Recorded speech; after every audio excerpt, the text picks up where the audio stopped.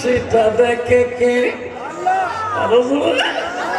আমি যেটা বুঝি না সেটা বোঝে কে?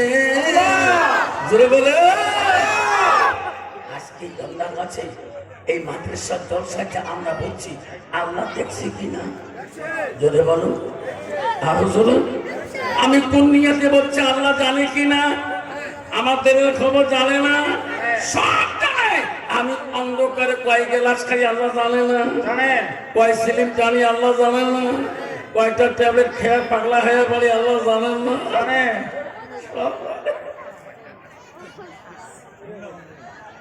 আলহামদুলিল্লাহ আলহামদুলিল্লাহ রাব্বিল আলামিন ওয়ালাকিবাতুল লিল মুত্তাকিন ওয়াসসালাতু ওয়াসসালামু আলা রাসূলিল কারীম আম্মা বা'দ আউযু বিল্লাহি মিনাশ শাইতানির রাজীম বিসমিল্লাহির রাহমানির রাহিম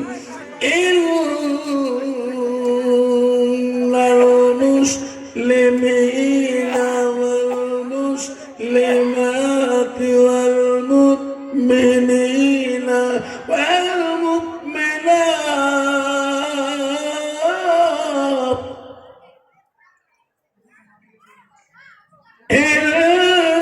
ইন্নাল মুসলিমিনা ওয়াল মুসলিমাতি ওয়াল মুমিনিনা ওয়াল মুমিনাত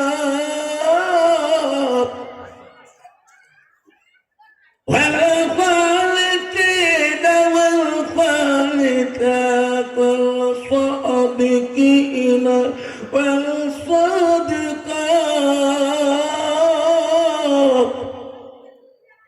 صدق الله العظيم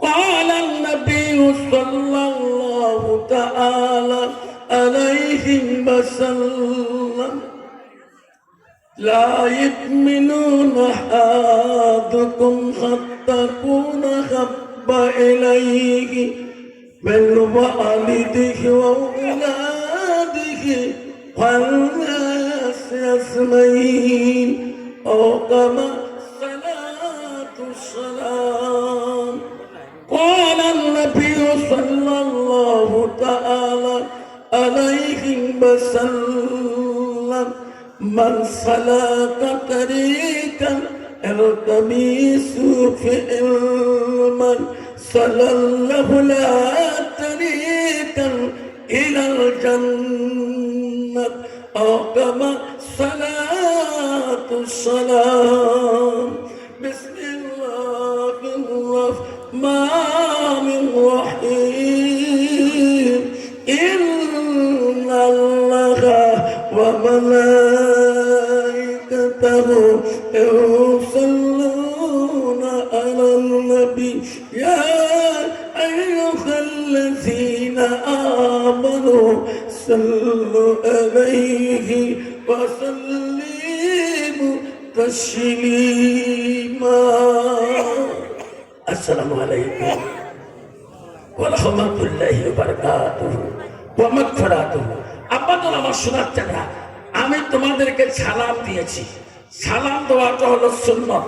যদি বলেন সালাম দেওয়া কি সুন্নাত, আর একটু জোরে বলি সুন্নাত। বাপজান আমার শোনার চাকা সালাম দেওয়া সুন্নাত, সালামের জবাব দেওয়াটা হলো ওয়াজিব। আপনার বর্তমান যুগটা হলো আধুনিক যুগ, বর্তমান যুগটা হলো সায়েন্সের যুগ। যে যুগে যে জামানায় বাজার ঘাটে শহর বন্দর টাউন এলাকায় গেলে বাজারে যা চেনা যায় না একটা মুসলমানের ছেলে, এরকম ঠিক না ঠিক? বাজার ঘাটে শহর বন্দরে দেখতে পারবেন, চিনতে পারবেন না এটা মুসলমানের মেয়ে, এরকম ঠিক না ঠিক?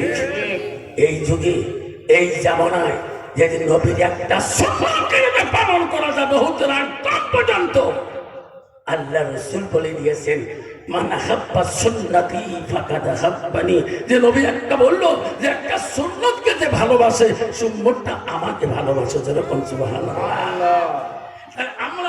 আমরা নবীকে ভালোবাসি কিনা? কে কে ভালোবাসে হাত তুলে দেখাই, তাকবীর লাগাই, খালি বাপদাদা আমার শোনার চাল না। যদি নবীকে ভালোবাসি তাহলে নবীর একটা সুন্নত পালন করি। আমি আর একবার সালাম দেবো যাতে আওয়াজটা ভূমিকম্পের মতো এসে যায়। আসসালামু আলাইকুম ওয়া রাহমাতুল্লাহি ওয়া বারাকাতুহু ওয়া মাগফিরাতুহু।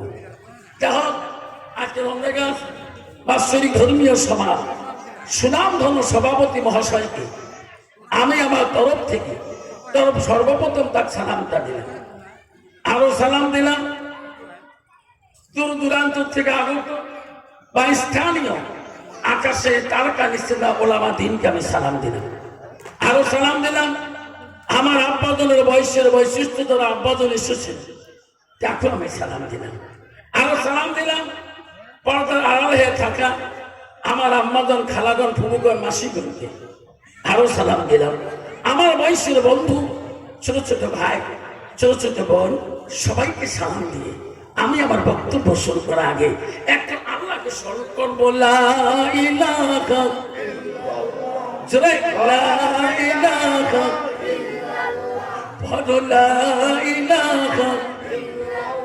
সব নবীজি নবী চিনি, সব নবীজি নবী চিনি, তিনি হলো কাউসারওয়ালা বলো লা ইলাহা জোরে বলো লা ইলাহা। আকাশের মালিক যে আল্লাহ, জমিনের মালিক সেই আল্লাহ বলো লা ইলাহা জয় লা ইলাহা। চন্দ্রের মালিক যে আল্লাহ, সূর্যের মালিক সেই আল্লাহ বলো লা ইলাহা বলো লা ইলাহা। রিজকের মালিক যে আল্লাহ, মৌতের মালিক সেই আল্লাহ বলো লা ইলাহা বলো লা ইলাহা। লা ইলাহা ইল্লাল্লাহু মুহাম্মাদুর রাসূলুল্লাহ। মুহাব্বতে পড়ো সাল্লাল্লাহু আলাইহি ওয়াসাল্লাম। আপনারা আমার শোনার চান না, তাহলে রিজকের মালিক কে? চন্দ্রের মালিক কে? সূর্যের মালিক কে? মহুতের মালিক কে? তাহলে আমাদের মহুদ হবে কিনা? কার কার মহুদ হবে হাত তোলো তো, আমার তো হবে। সরকারের মহুদ হবে, কেউ মহুদ চালালে হাই পাবে না। সাদা কাপড় পরাইয়া মরদা খাটে সোহাইয়া, খবর কি করিবে রে দাফন। পাগল মন মন রে, দিন ফুরাইলে দেখিবি কে আপন। অবুস মন মন রে, দিন ফুরাইলে দেখিবি কে আপন। যারা তোমার অতি আপন, তারাই তোমার পরাইবে কাফন। যারা তোমার অতি আপন, তারাই তোমার পরাইবে কাফন। তারাই তোমার করিবে এরে দাফন। পাগল মন রে, দিন ফুরাইলে দেখিবি রে কে আপন।